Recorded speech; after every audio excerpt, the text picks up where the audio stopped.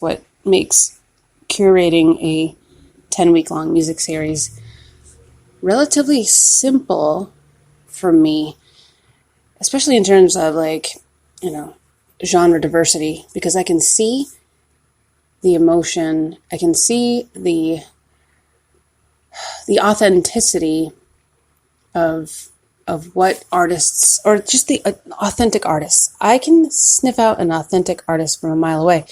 And not to say that the bands that I didn't hire or put into the series or haven't hired yet don't have that. I'm just saying that, the ones that I have booked for the last 3 years now are ones that have this genuine authenticity.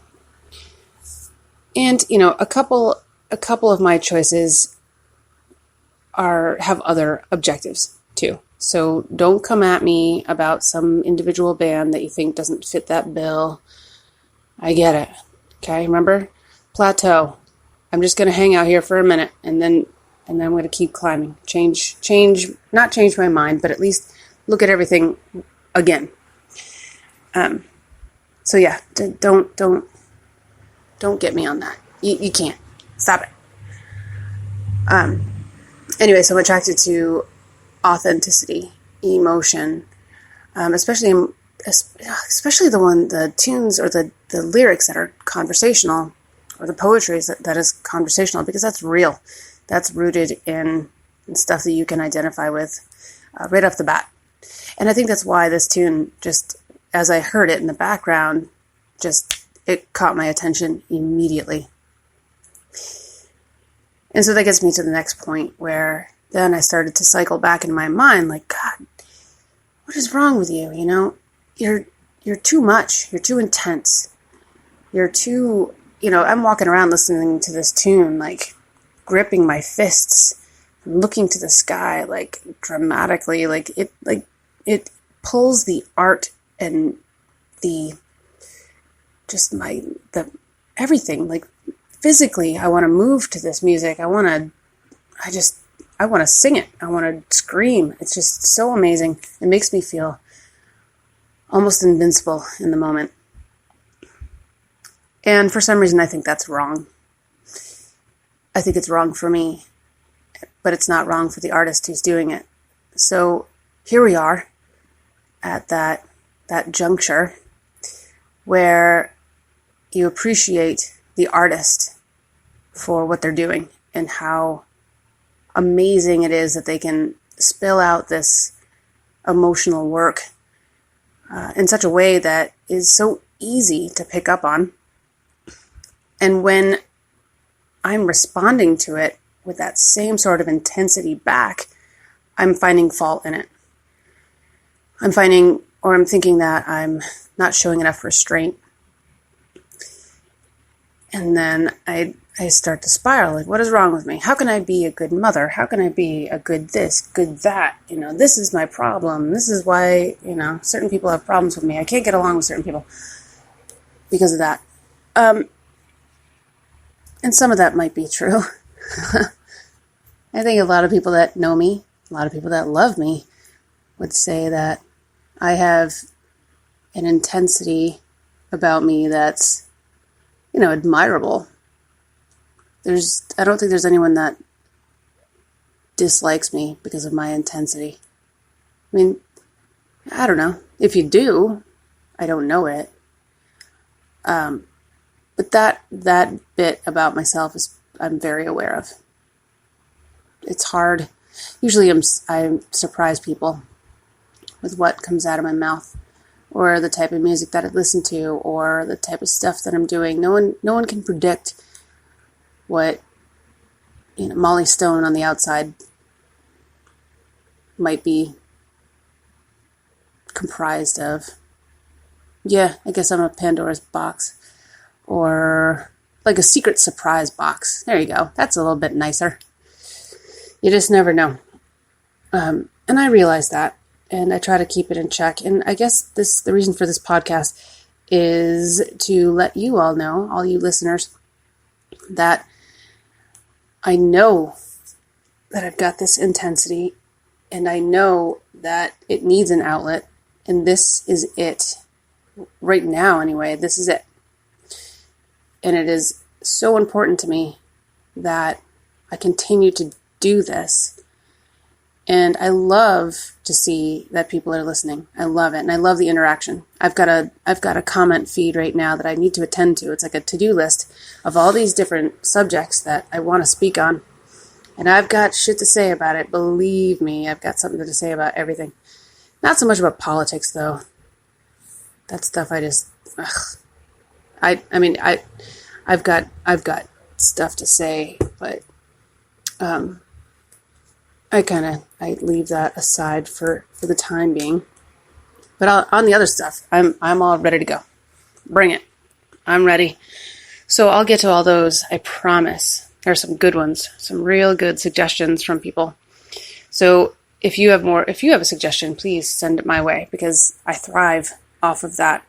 Remember, I love conversation, like these tunes that sound like someone's talking to themselves, which is what he's doing, or the ones that are just like in regular lay speak, just there's something about it, and I can't explain it. Maybe you can explain it better if you know what I'm talking about. But yeah, okay, off track. What was I saying? So yes, this podcast. I guess this is my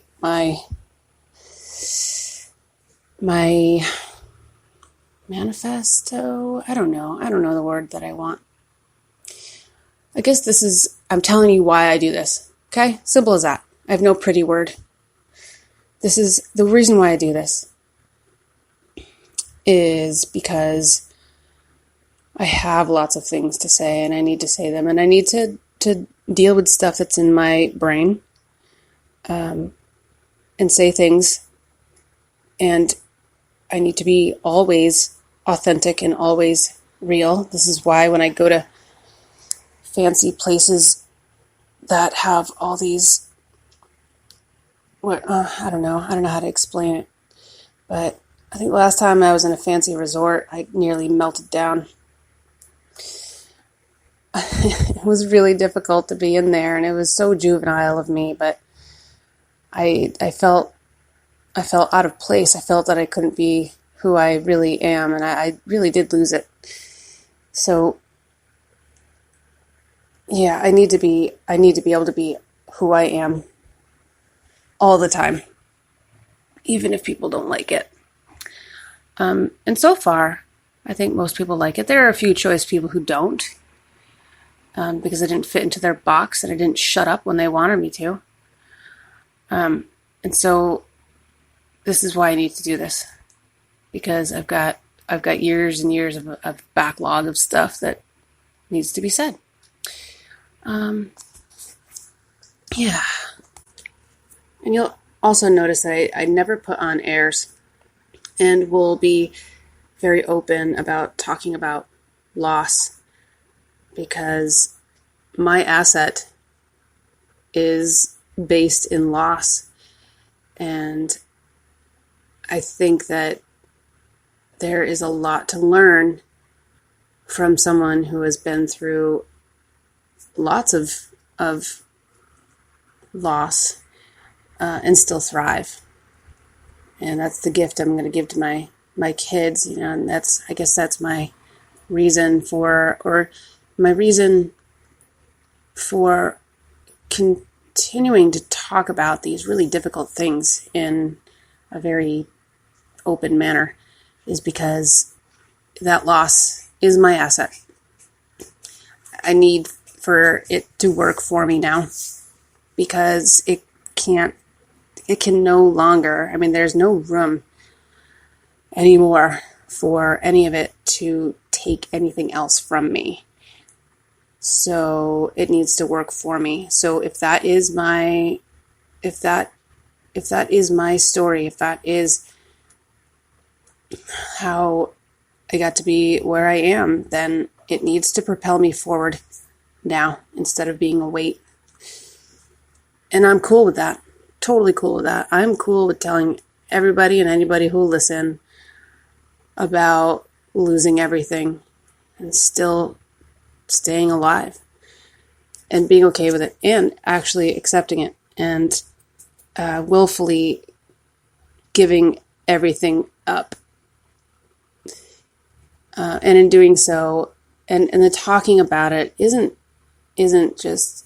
harping on the past. It's what fuels me going forward. And it's what keeps me grounded. It's what makes me live an authentic life, because I don't have anything to cover up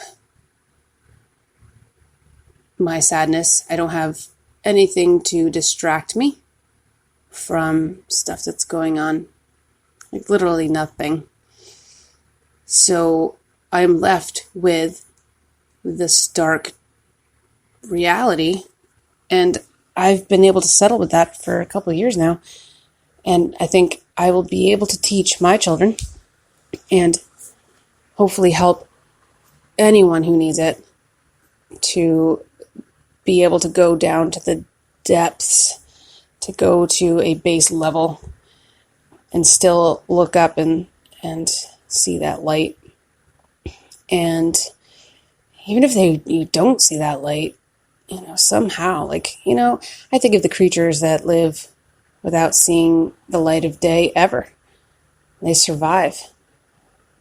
These like little albino fish, just miles under the ground. I don't know about miles, but just so far from light. And, sea creatures who live at the bottom of the ocean. And they adapt and they thrive. They keep going. And so I guess my analogy, I'm thinking of anglerfish, because anglerfish scare the shit out of me. Sorry, anglerfish. You're only doing what you naturally do, but you scare the absolute shit out of me. So yeah, anglerfish. God, now they're in my brain. Yeah,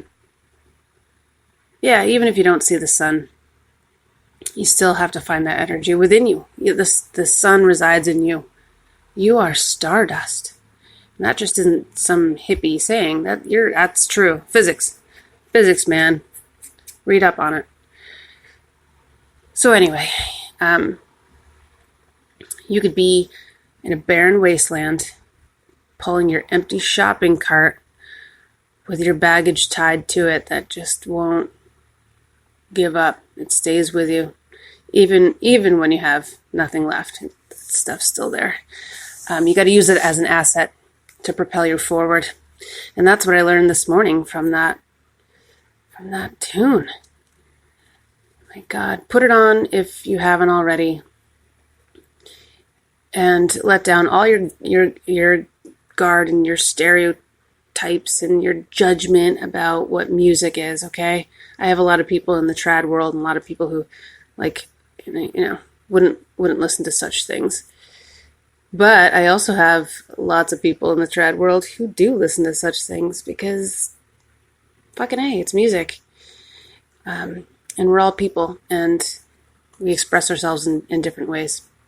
So go grab your shopping cart and go tie your balloons to it and watch this tune. Again, it's called The Search, and the artist is NF. Yeah, tell me what you think. Okay? Check you later. I gotta go. Good night.